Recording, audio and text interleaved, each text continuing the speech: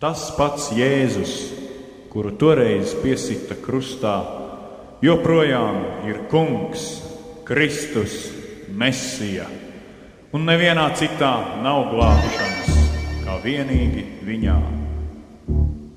Nožēlojiet grēkus un atgriezieties pie Dieva, tad viņš jūs šķīstīs no grēkiem. Dievs mums ir devis mūžīgo dzīvību, un šī dzīvība ir viņa dēlā. Kam dēls ir, tam ir dzīvība, un dēla nav, tam nav dzīvības. Tādēļ aplieciniet viņu kā Kristu un jūsu dzīves valdnieku. Saņemiet šo dzīvību no viņa un kļūstiet Dieva bērni.